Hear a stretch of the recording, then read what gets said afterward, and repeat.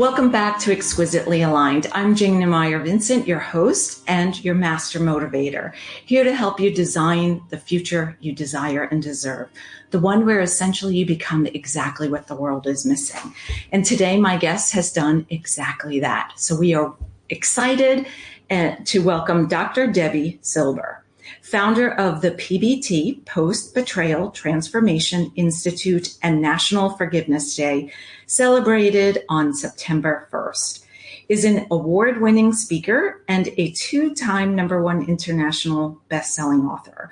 Her podcast, From Betrayal to Breakthrough, is also globally ranked with the top 1.5% of podcasts. Her recent PhD study on how we experience betrayal made groundbreaking discoveries that changes how long it takes to heal. So welcome, Dr. Debi. So happy to have you here. And for those of you who weren't with us, I had internet issues. So this is, right, take two. Thank you for being flexible and coming back, because that was, from my end, an absolute nightmare. Gave me a few extra gray hairs, but I am happy to see you clearly today and hear you clearly. So welcome again. Thank you for being with me. Of course. Thanks. Looking forward to our conversation. Yes. So betrayal is something we haven't explored here on Exquisitely Aligned yet in the manner in which we'll talk about it today. But I'd love to first get to hear more about you, and then we'll get into your discovery, because I'd like them to obviously look you up and really hear about your discoveries. But let's start with, I've heard you say you've been betrayed by family and then by someone else close to you. So can you tell us either a little bit about both or one of them that you don't mind sharing? Because betrayal happens so often. Mm-hmm. And I think sometimes maybe people don't realize, I don't like putting labels on things personally. I know sometimes I laugh, like, should I trademark that? Should I trademark this? I'm not really a labels person, but betrayal falls into a whole different category. And if you could maybe tell us about your journey, what it felt like and all of that, and what unfolded, what started it.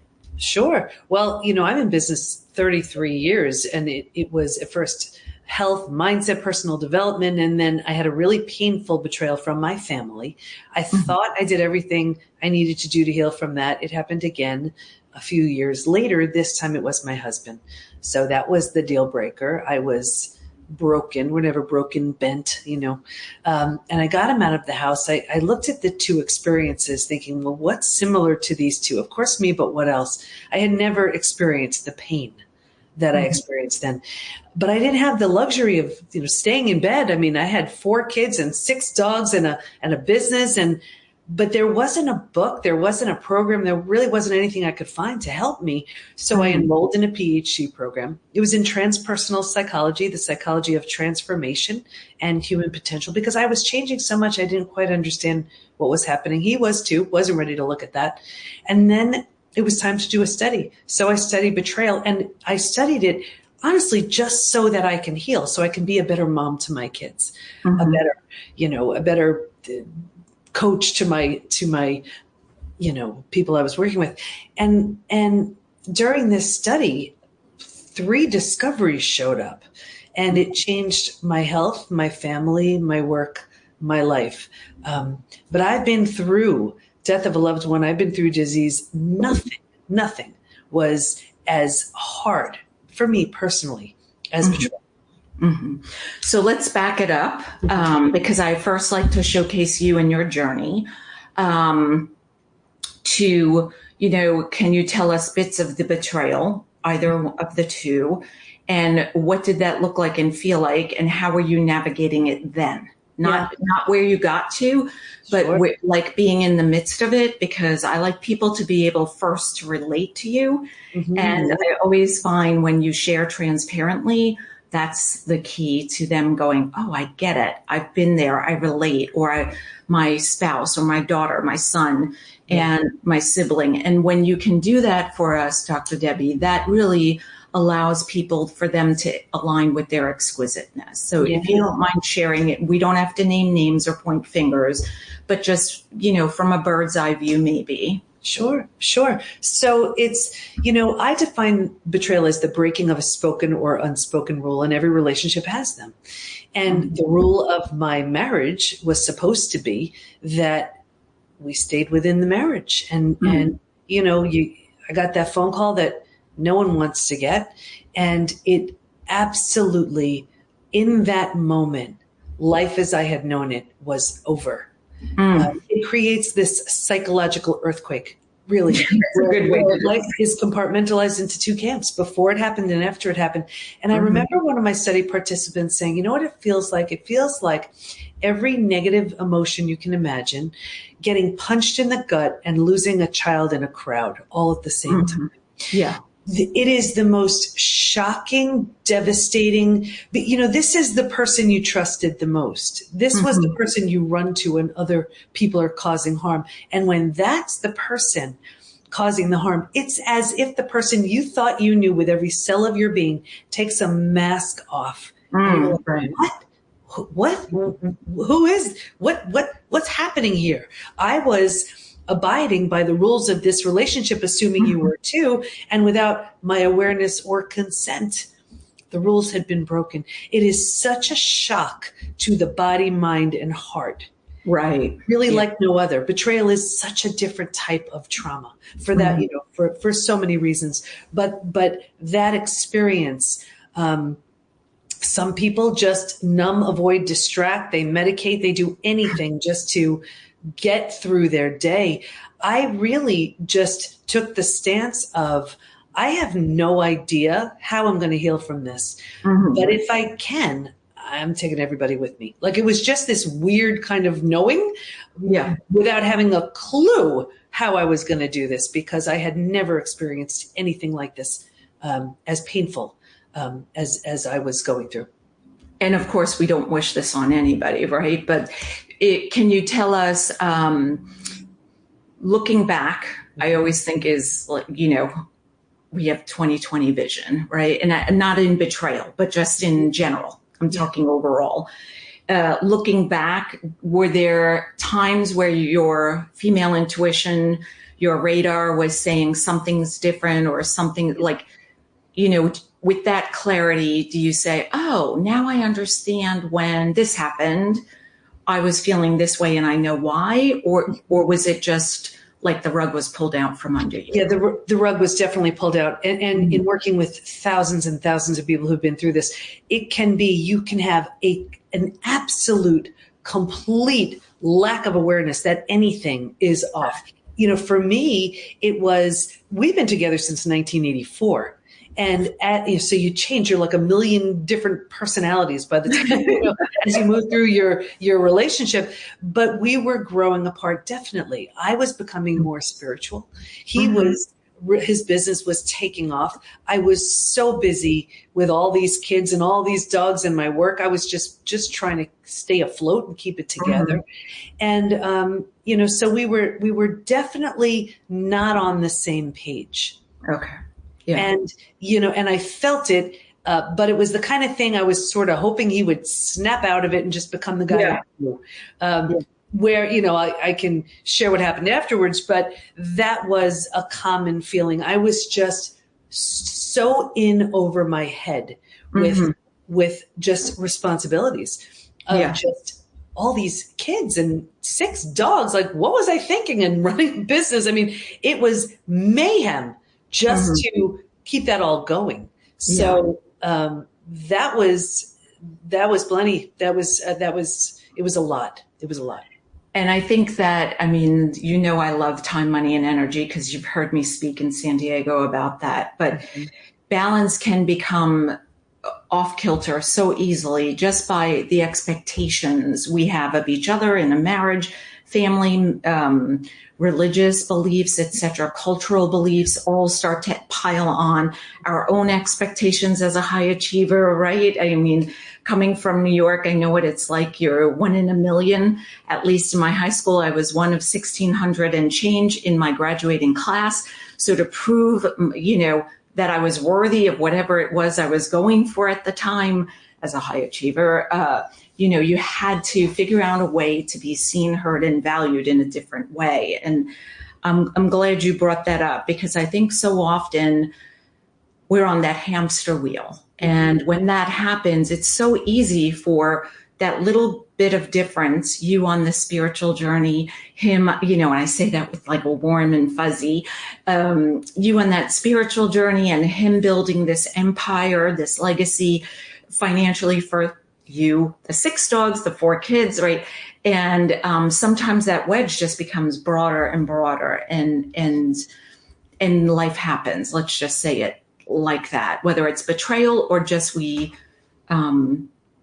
no longer know who each other is, right? Except for who we wake up to next to, and then there's very little conversation or connection. I had written a note here. And I just want to make sure I add this, because this is something that so many women experience. When you're going through this time period of raising your kids, of just trying to make something of yourself, and you said it, where you're sort of proving yourself and all of that.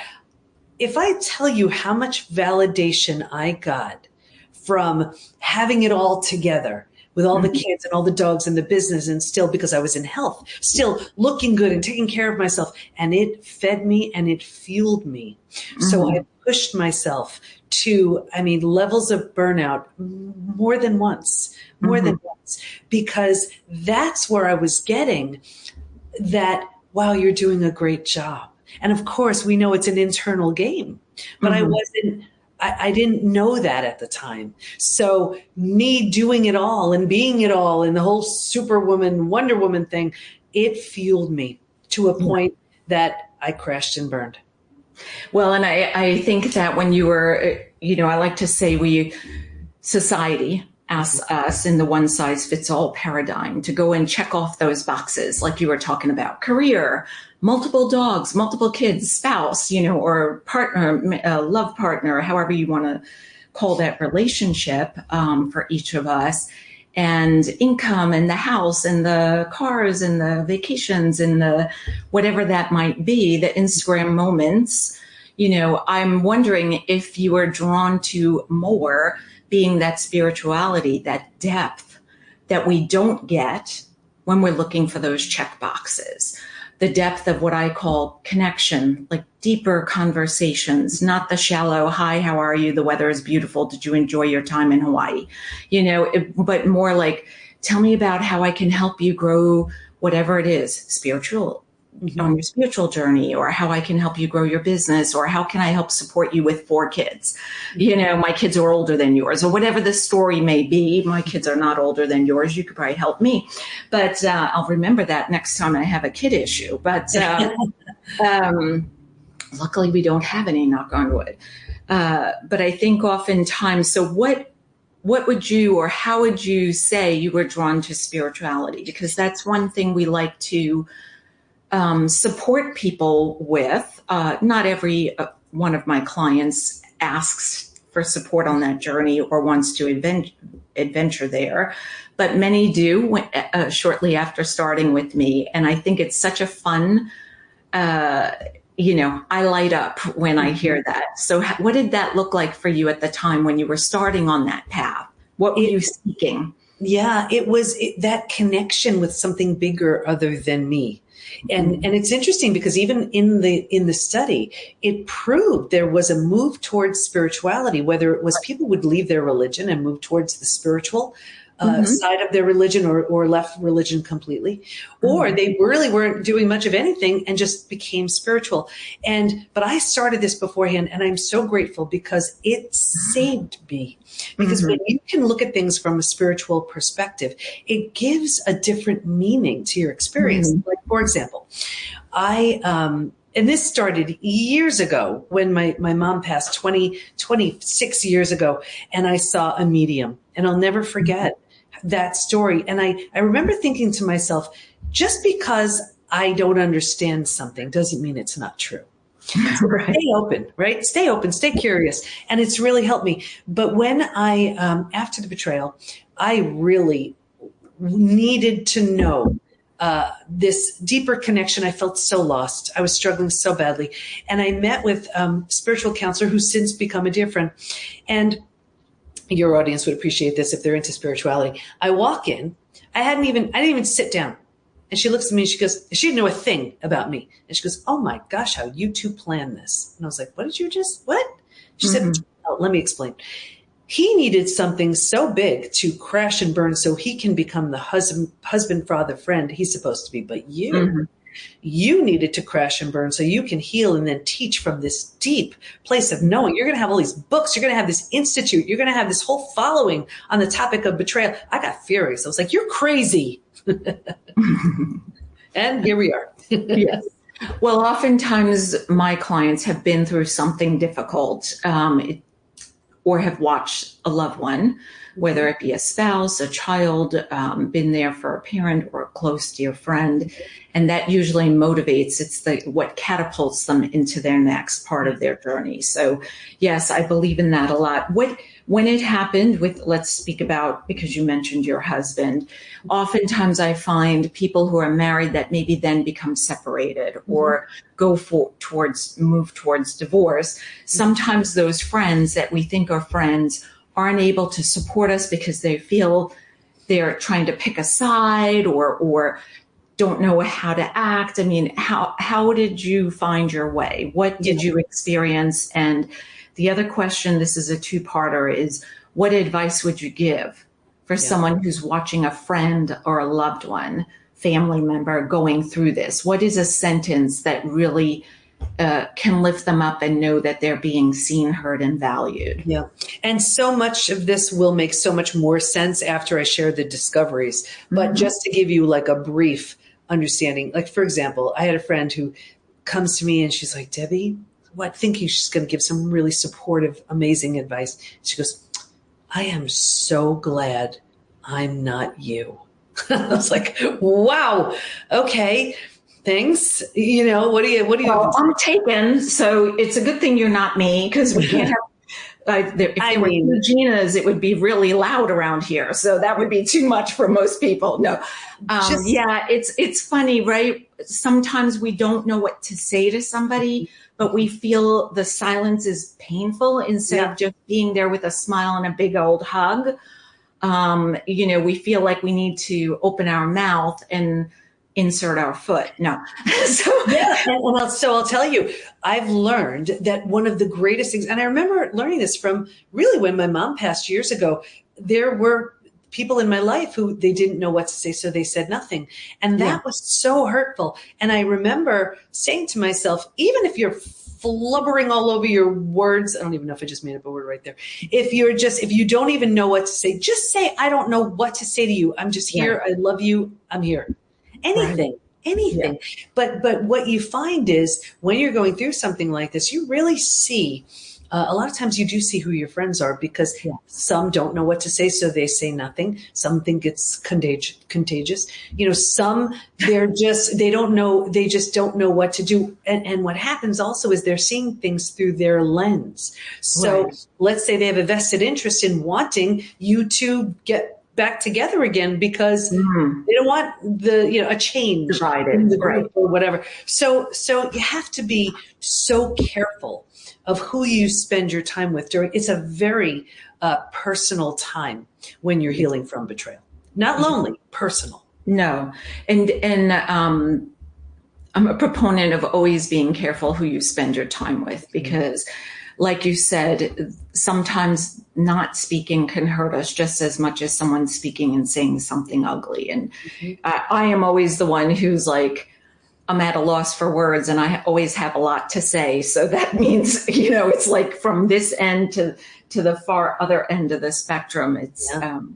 It's hard. But there's also, in my opinion, we have a lot of people who crowdsource their confidence by going around asking other people their opinion. And in times of need, oftentimes people offer their opinion unsolicited. So how did you, at that time before your study, how did you navigate that? Were you finding people giving you their opinions based on what they wanted to see? They definitely were. And it's so amazing how this happens. But around that time, because I couldn't stop working, around that time, all of a sudden, clients would come my way who've been betrayed. And I'm like, why all of a sudden this weird new influx of all these people who've been betrayed? And I wasn't comfortable sharing this, to a larger audience, but I started sharing it one-on-one, and they were so heavily medicated or seeing a therapist who, that is absolutely one of the ways we get stuck. Happy to talk about all of that. But they were like, what are you doing? Like what? And all I was doing was, if the research showed it worked, I did it. And if the research showed it didn't work, I didn't. And I also sat each of the kids down and I said, I'm going to do the best I can here. I love you, but I'm not at my best. You're seeing me crash. I'm going to figure it out. You're going to see me rise. So what ages were they? They were teenagers.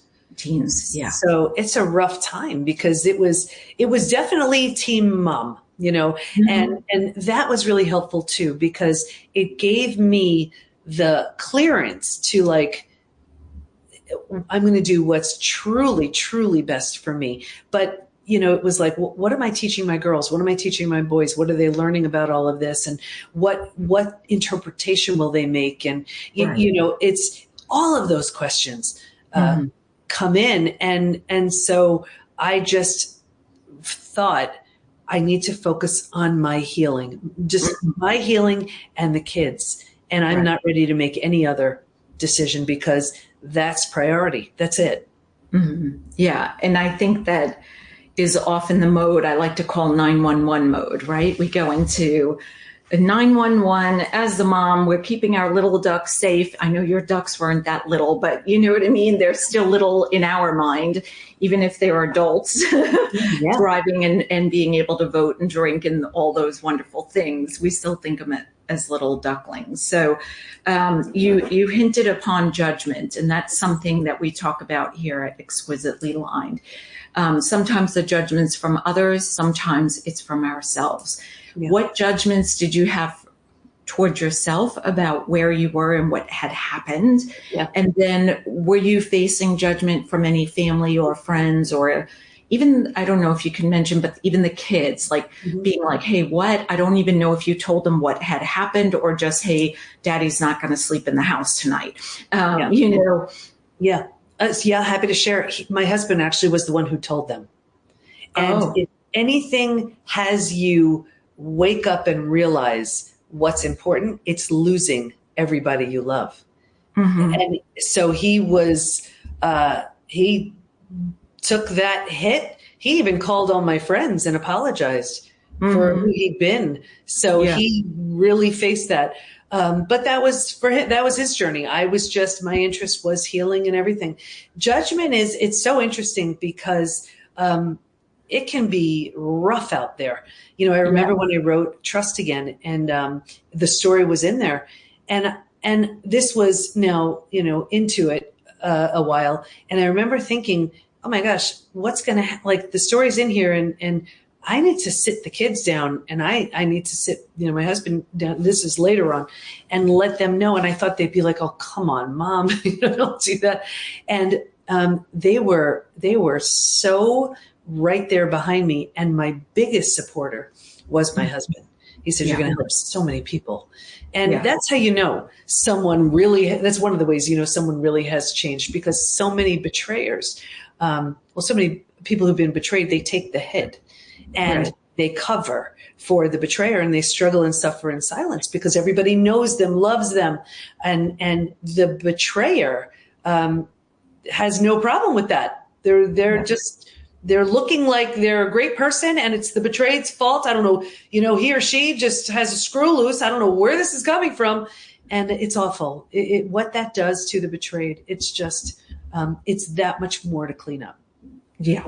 And would you say there are more women who are likely to be, is it a little more than 50% that are female, or is it 50-50? What do you typically find? We have men and women within the PBT Institute. What I would say is women are more vocal, but it doesn't mean the men are hurting any less. I mean, usually like the men like to work with me at the higher level, because they're like, oh, no, I need the big guns. I need just to get this over with and really move through this, they're hurting tremendously.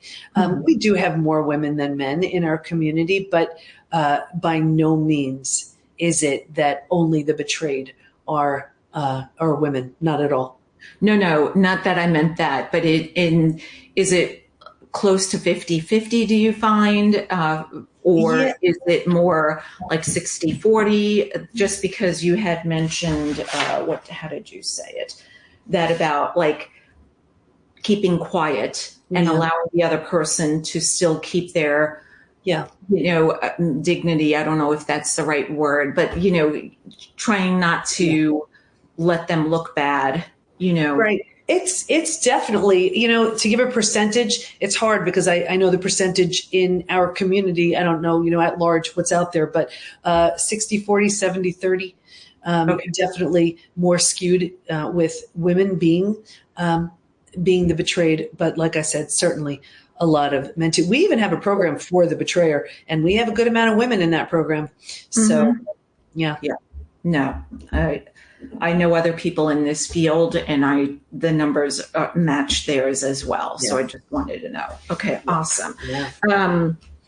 So do tell us a little bit about your study. Let's just so you know, Dr. Debi has tons of I always tell my kids, give me quantitative, like give me the hardcore numbers, but we're going to pass on that because you might be on a treadmill right now or driving your little kiddos in the back seat. So please know you can find all of that hardcore numbers, really detailed information with Dr. Debi. All of her information will always be here in the show notes for you to look her up and to join her community to get more information. But if you could share with us, I know you said, if my memory serves me correct, I think it was 5 major things that you learned or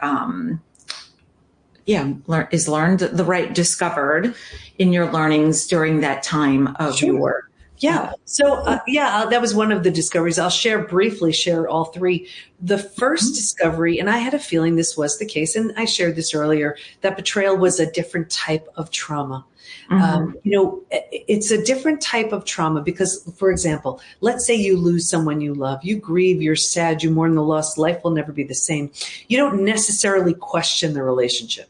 You don't question, right? You don't question your sanity. You don't question your ability to trust. With betrayal, you do. So that betrayal is a different type of trauma. Is so validating for people to know because they're like, why is it, like for me, why is it I could lose people I love? I could be in the ICU for 11 days, and that's for real. And nothing was as hard as betrayal. It's because betrayal attacks the self. The entire self is shattered. Rejection, abandonment, belonging, confidence, worthiness, trust. So other traumas don't necessarily take that hit that betrayal does. So that betrayal is a different type of trauma. That was the first discovery. The second was that there's actually a collection of symptoms, physical, mental, and emotional, so common to betrayal. It's known as post-betrayal syndrome. And people have symptoms. I'm talking about 10, 20, 30, 40 plus years later, due to something that happened years ago. They think, oh, it's just aging. Oh, it's just stress. No, it's not. It's your unhealed betrayal. So we won't go into those stats. The third discovery was that while we can stay stuck for years, decades, a lifetime, so many people do, if we're going to fully heal, we will move through 5 proven predictable stages. What's even more exciting about that is we found out and we now know what happens physically, mentally, and emotionally at each stage. And we know what it takes to move from one stage to the next. Healing is entirely predictable. And that's a beautiful thing. And you can, I also partner with somebody who does Chinese and Greek face reading. And your face, as she would say, is your diary. Also your ears, there are markings of how you've been betrayed, etc., that remain on your face for life. And it's like a journal of your life. It's also, you can read these things, health things as well on the face. We all know you can have palms read. These are real things that have been around for centuries, not decades, but centuries of, these things do affect us. And if you're a follower of the late Louise Hay, she has always been a great resource for explaining in layperson's terms how different things affect the body and show up as dis-ease if we let them. And something like betrayal is something that changes our energy, as you were alluding to, and how it affects the mind, body, and the soul, and how we perceive life. And so being able to move through and do the work that you do with everyone and the coaches and the teams that you have is such a beautiful thing, to be able to take people to a place of healing. So I didn't mean to interrupt you, but yes, I love that, Debbie. No, not at all. And what, you mentioned the face. This is so interesting. One of the symptoms of post-betrayal syndrome is accelerated aging. It's so common. Right. People get betrayed, they look 10 years older. What's so fascinating is by the time they move through stages 4 and 5, they look younger again. Right. And we see it all the time. It's what betrayal does to your body, mind, and heart. It destroys it. But the good news is that you can heal from all of it. And as you move out of the most common place we get stuck, which is stage 3, when you move into stages 4 and 5, if I tell you how many times we have seen new levels of health, new businesses, new passion projects, new relationships, either with the person who hurt you on a very different level or with someone new, you can't access that when you're stuck in your trauma. That's all you have, and there was, we have open Q&A with me in our community. And there was a woman who, she's been struggling for 48 years because this is really common. You get betrayed. Let's say it's a family member. That's the experience. You move into relationships, not that they're good, they're similar. And it's been 48 years. So we did the math, and I am no mathematician, but it turns out that in those 48 years, if she sort of marinated on her issue, ruminated, 4 hours a day, if you add it all up, we figured out she's been doing nothing but staying stuck and thinking about her experience for 4 years of her life. Well, and you're talking, I think you use the number 4 hours a day, but we have conscious, subconscious, and the unconscious. And I think that when it's playing in the background, like music, kind of like for somebody, it's the scratching of the fingernails on the board. For me, it's the static of an old-fashioned television when it was black and white, when you turned it on before it tuned in. But that unconscious is what I've seen really ages people, and it takes the oxygen out of the cells and the brain, and everything starts to, my Nana, my Italian grandmother from New York, would always sing this little light of mine. And I always envisioned it as your soul glowing, from the heart chakra area. And I feel like betrayal or anything shocking. I mean, yes, betrayal is totally different, but like you were saying, a loss and all those things, it's like the oxygen is less, therefore that flame can't be as bright, therefore the brain's not functioning, digestion,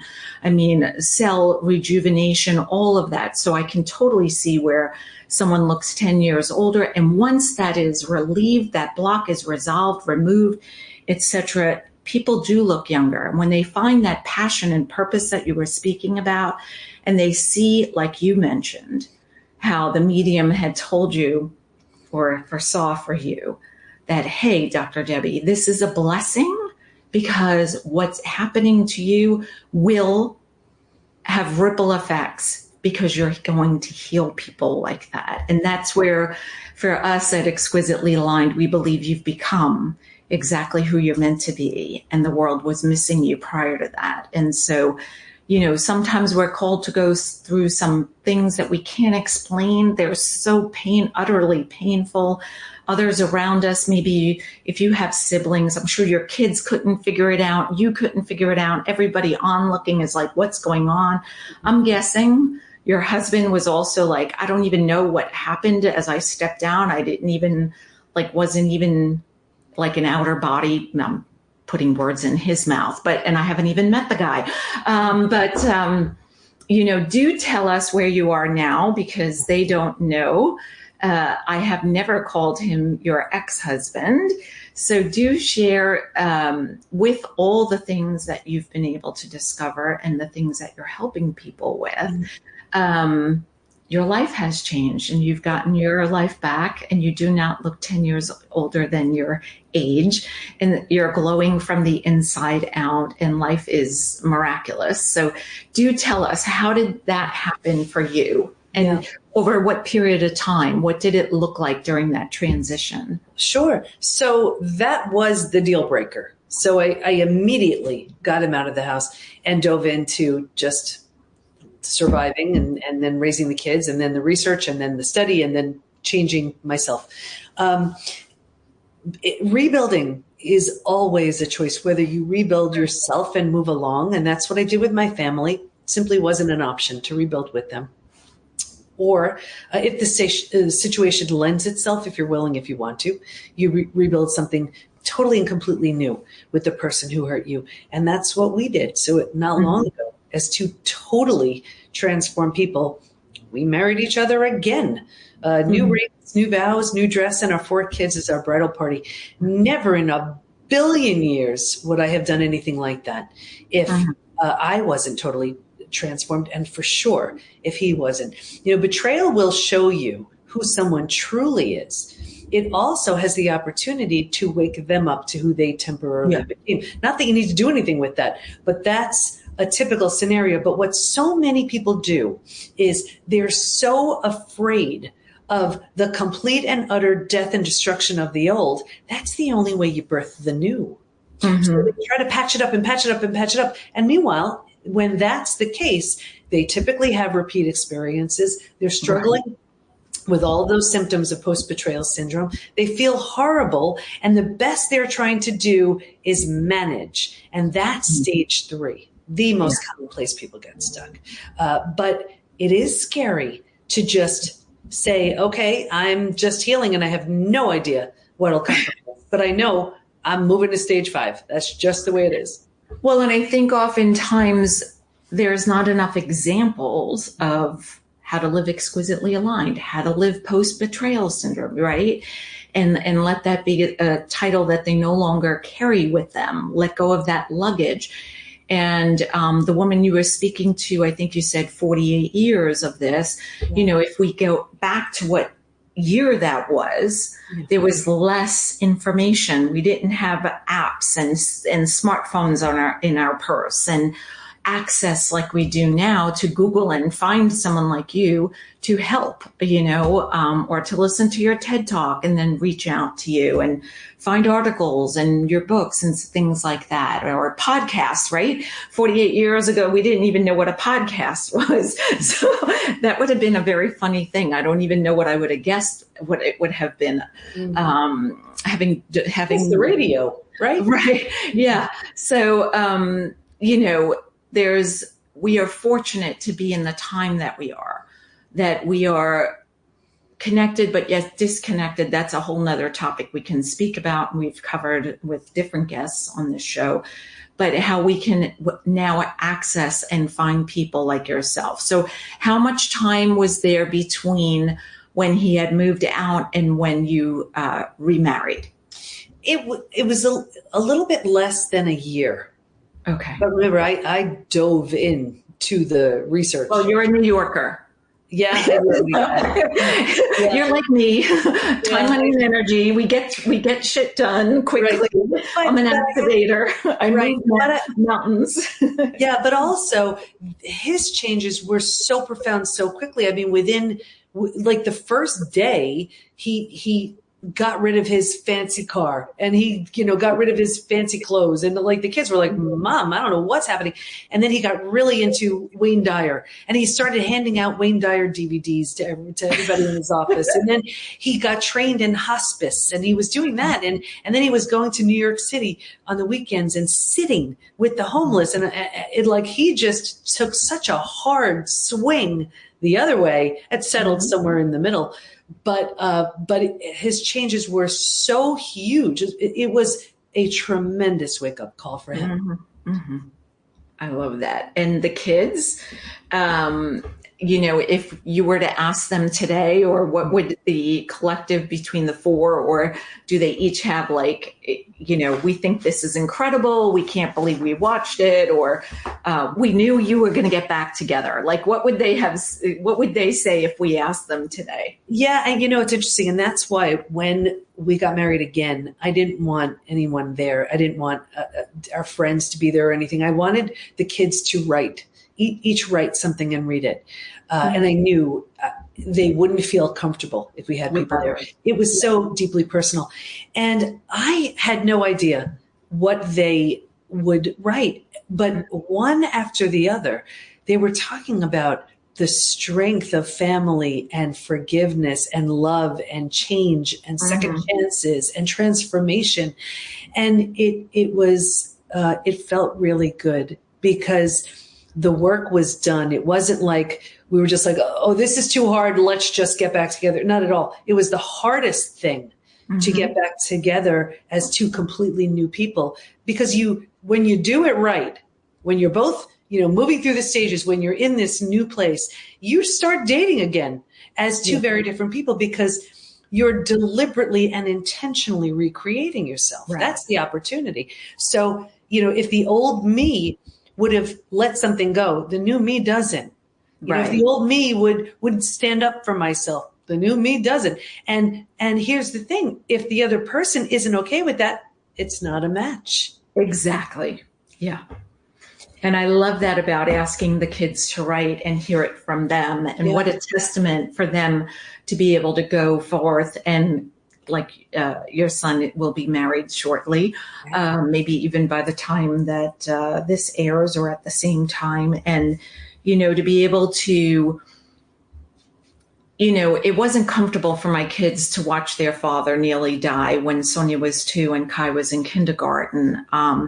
But yet, and I think sadly at times, like, oh, what a childhood my kids had. But at the same time, I think, what brilliance that brings them and what's important to them is very different than what matters to some of their friends, because of the life experience they went through. And I'm guessing for your 4 kids now, dating and getting engaged and marrying and all those fun life experiences, they enter into a marriage with an entirely different appreciation. And the other thing I was going to say is, you are going against the odds, right? We have this paradigm that we all live in, that society tells us, oh, no, you forgive, but really, no, you don't forgive. You can't ever go back there. It's not safe, this, that. Mm-hmm. And I love the fact that the two of you were able to put in the time and the energy and the wherewithal to come back with a different intention, one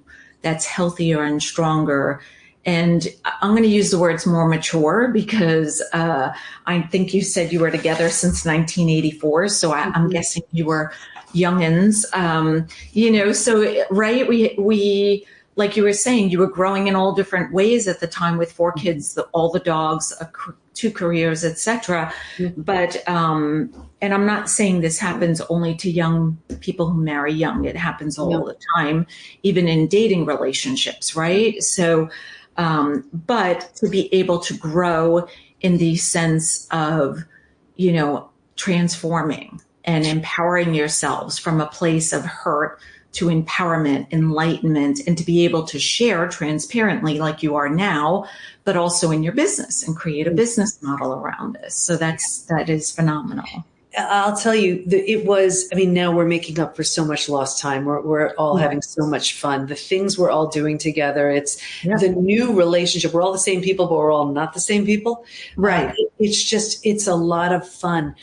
But it also brought the kids together in such a different way. It's like they've been through war together, and it's just, we want to spare our kids from any pain we can, but think of how you learn your most profound lessons. Sure, you could learn it the easy way, but I don't know about you. Most of my lessons were learned from getting so hurt, or just learning the hard way.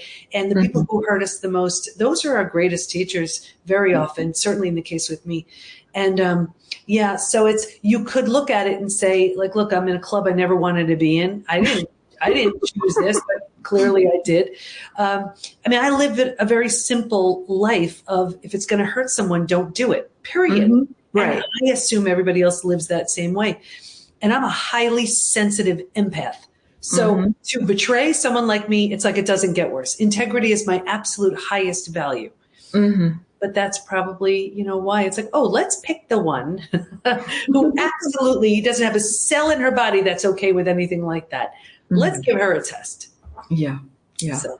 But you pass the test with flying colors and you're on the other side. So do tell us where they can, besides what's here in the show notes, if you have an offer or something you'd like to tell them about today, then I'll pull a card. Yeah, everything is at the PBT, as in post-betrayal transformation, thepbtinstitute.com. And we have our Reclaim program. That's our most popular program. We have just the most incredible coaches. They specialize in different stages. Classes, live classes, master classes, our proven program that you do on your own 24/7, the right type of community that lifts and inspires. Me, we're all in there. Yeah, I love it. That's awesome. Okay, so I shuffled once again. I'm going to pull a card from the opening to possibilities. And Debbie, if you don't mind, just tell me when to stop, and then I'll stop, and hopefully you can tell me which color is the one. Ready? Okay, go. Stop. Okay. So am I in the right place? Okay. No, the other one. The one. You have two in your hand. Yes. The one. Yes. Nope. The yes. Nope. The other one. The other one. This one. That's the one. Art. Art is a form of creative and playful expression. There's 3 questions you can choose to answer, 1, 2, or all 3. If you were an artist, what medium would you choose? What would you express through your art, and how would you envision doing that? That's an easy one. I'm an author. I've written 7 books. So that's how I get my message out. You don't want me singing. So dancing, I love, but I would say through my writing. That's just such a joy. And it's just helping others transform through those words. Yeah. And that's what's so lovely is that those books are available internationally, and being able to take a life experience and transform it, allow it to transform us. Therefore, it transformed your husband as well, your all 4 kids. I'm guessing your pups, not all of them are still alive, but those who were could feel the energy change, right, for the better. And that's what Exquisitely Aligned is all about. So Dr. Debi, thank you for joining me today, sharing your brilliance and a little piece of New York and San Diego at the same time. In New York, I should say, in California, right? If I'm saying a state, I should say another state. But knowing that you're just a little short trip away from me is fun. So thank you for sharing. I greatly appreciate it. Thank you for the opportunity. You're welcome. So if you're at a crossroads where you're wondering what's next, or you've ever dreamt about reinventing yourself, which turns my stomach and makes me cringe, there's nothing to reinvent, but I'd love to help you explore what is possible and what opening yourself up to those opportunities. You can reach me here. Leave a comment, please. If you're leave a review, with Apple. Leave a comment in YouTube. If you're connecting with us through Experts in Authors TV, it's always lovely to have you. Until next time, be exquisite.